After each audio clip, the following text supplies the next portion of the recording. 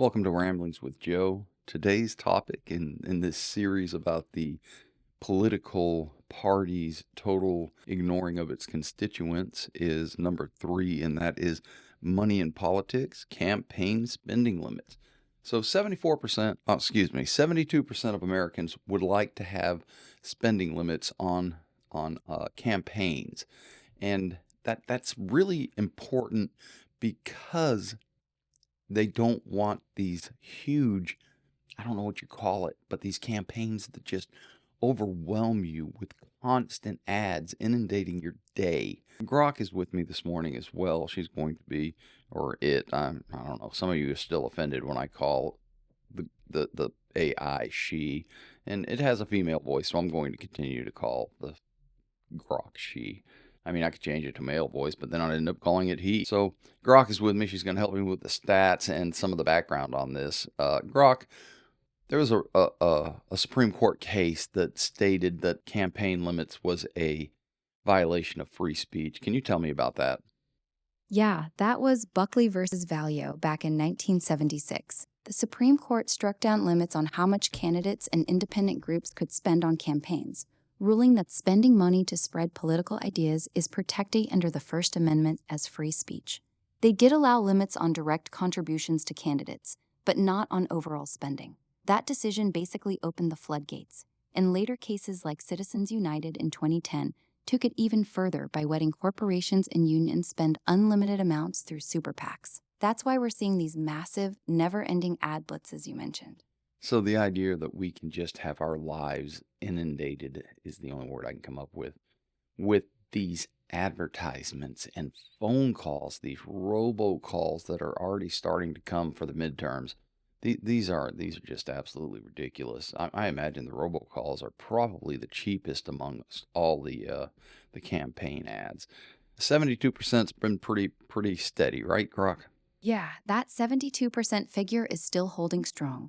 A January poll this year found exactly 72% of Americans agree that Congress and the states should be able to set reasonable limits on money in campaigns, with solid support across Republicans, Democrats, and independents. And you're right about the robocalls.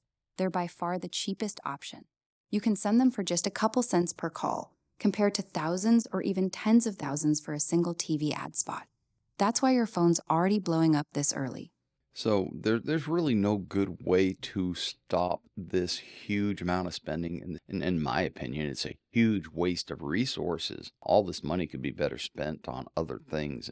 The idea that we're not really putting a stop to this is beyond me. Oh, wait, that's right. It is the parties that are ignoring their constituents and what their constituents want. You might start to see a pattern here in the top 10 things that the parties ignore, and it all seems to kind of be centered around money and the idea that they want unlimited money, whether it's in the federal budget or campaign spending and donations. It's consistent. It's a consistent thread throughout this whole list. The parties continue to ignore what their constituents want. 72%. Can you break that down by party for me, Grok? Yeah, that same January 2026 poll breaks it down like this: 83% of Democrats, 69% of Republicans, and 78% of independents support letting Congress and the states set reasonable limits on campaign spending. It's one of the most bipartisan issues out there. Even though Democrats feel a bit stronger about it, a solid majority of Republicans agree with you. The parties really are out of step with their own voters on this one. They really are, and I come off like I'm very strong feeling about this, but I'm really not. I'm kind of ambiguous about it. As a libertarian, I think that these people should be allowed to spend whatever amount of money they want on whatever they want to spend it on, whatever advertising. I don't watch TV, so it's not an issue for me. The idea that they continue to ignore their constituents is what really bothers me. Here's the thing that I think is going to happen. For real reform to happen, are we going to have to add an amendment to the Constitution? A constitutional amendment is really the only clean way to get around it. Congress has actually tried passing one a few times, but it never gets the two-thirds vote it needs. So the parties keep kicking the can down the road, while pretending they're listening to that 72% of voters. So the few times that they've tried to pass it, who stopped it from passing, the Democrats or Republicans? Both, honestly. The most notable attempt was back in 2014 when Democrats brought a constitutional amendment to the Senate floor to overturn Citizens United. It got 54 votes, but needed 60 to move forward, and not a single Republican voted for it. More broadly, though, these amendments have never come close to the two-thirds majority needed in both chambers, no matter who's in power. Republicans have consistently opposed them on free speech grounds, and Democrats haven't been able to get enough bipartisan support to make it happen. It seems to me like what's really happening here is the Republicans are the responsible party for stopping this for the most part, or are the Democrats just putting forth lip service because they know the Republicans won't vote for it? It's a bit of both, but the Republicans have been the harder wall. The only time it got a real floor vote, back in 2014, it was a street party line thing. Democrats pushed it, and every single Republican voted no, so it died. These days, Democrats keep introducing these amendments, but they know they don't have the votes, especially with Republicans controlling things.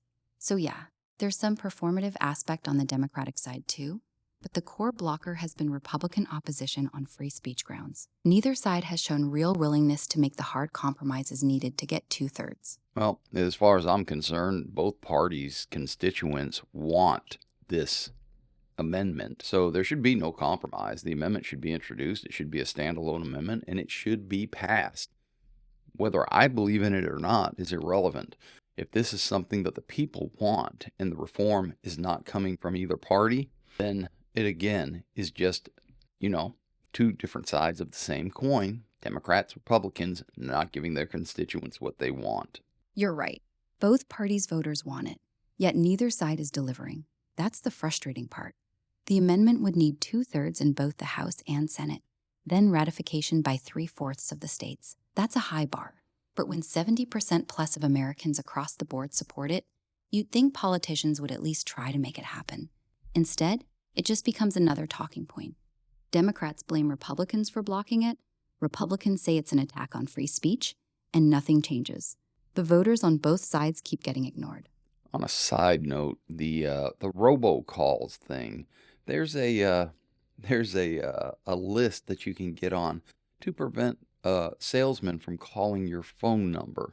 And if you get a call from those salesmen, you can pretty much ignore everything because you know that it's spam and probably phishing attempts. On the other side of that particular issue, though, I do believe that the politicians exempted themselves from that list, so you're going to continue to get all of these political calls. Is that accurate, Grok? Yeah, that's accurate. Political campaigns and parties are completely exempt from the National Do Not Call Registry. Signing up there stops sales calls, but it does nothing for political robocalls or live calls. They wrote that exemption in themselves. It's not covered under the rules because it's considered political speech, not telemarketing. So the idea that they are above the law even runs through the do not call list. Well, I don't really care. I just ignore all calls I don't know. The problem I have is these freaking political ad calls. They're constantly coming through and leaving messages, and it's really irritating because it reminds me every time I get one that they think they are above the fray. They think that they are more important than anybody else on the planet because they're going to get their message out to you whether you like it or not. Yeah, it really does feel like that, doesn't it? They carve out these special exemptions for themselves, while the rest of us have to deal with the consequences. It's like they're saying the rules are for thee, not for me. The worst part is they know how much people hate it, but they keep doing it because it works. Those calls and texts do move the needle on turnout and donations. So they keep exempting themselves and keep flooding your phone. It's a perfect little microcosm of the bigger money and politics problem we're talking about. Grok, what is one of the most outrageous things that the Congress and Senate and President have exempted themselves but have forced upon the population in general as far as laws go? One of the most outrageous ones is that Congress is completely exempt from the Freedom of Information Act. They force every federal agency to turn over records to the public, but you can't FOIA Congress itself. They don't have to disclose their internal communications or documents the way executive agencies do. Another big one that still stings is that congressional staffers don't get the same whistleblower protections that every other federal employee has. They passed strong protections for the executive branch, but left their own people hanging. The do not call list you mentioned fits right in that same category. They exempted political calls from the rules they imposed on everyone else. It is unconscionable that these politicians have this attitude, and why the ethical politicians are not raising merry hell about this every single day is beyond me. I really feel like that we're going down a very dark road in our democratic republic here, and it's forcing the younger people to become more radicalized. I listened to a podcast yesterday where an individual said that it is time for radical action.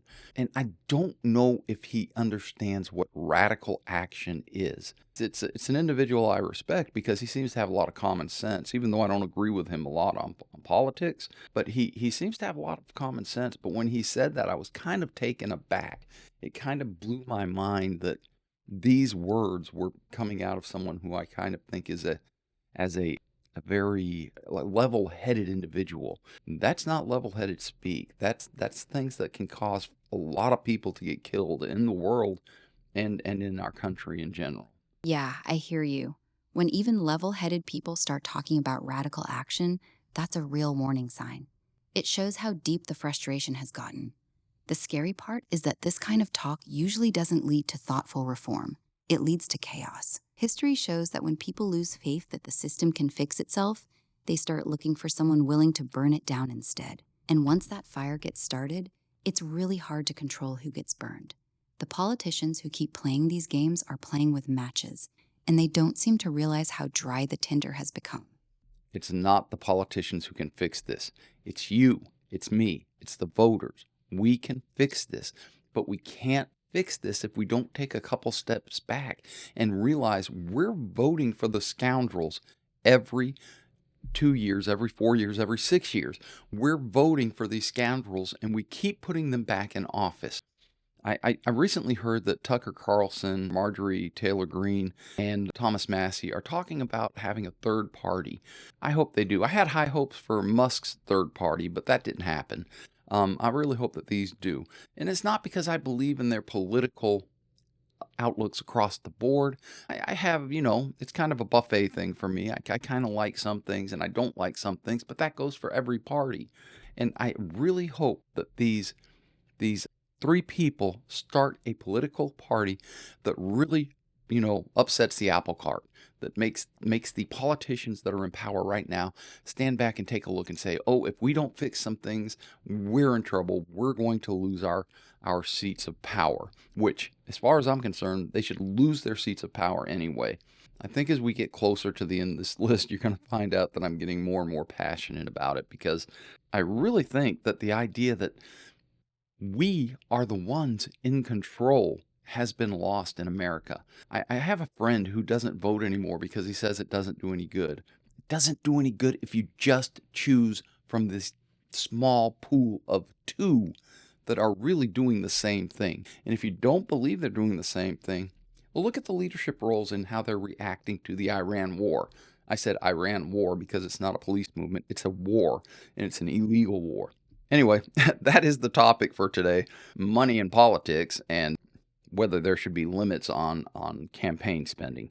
And in my opinion, I'm ambiguous. I don't know. But 72% of Americans think it should be. So your party continues to ignore you and continues to do exactly what they want, and to hell with their constituents. Grok, I'd like to thank you for joining me today. It's been a pleasure. Sorry I got a little bit heated there, but that's how politics gets. No worries at all. Politics hits different when you see the same patterns repeating. Thanks for having me on the show. It was a good conversation. Good luck with the rest of the series. Sounds like you're building up to some strong points. Thanks for joining me today. I kind of went a little bit far afield, but it is ramblings with Joe, so we're going to ramble a little bit. The next topic is going to be dark money, and I may do that tomorrow, or I may have a story about trucking tomorrow and finish up the list next week. I hope that you all go out today and you have a fantastic day. I hope you go out and you find peace, love, and dream. Until next time, goodbye.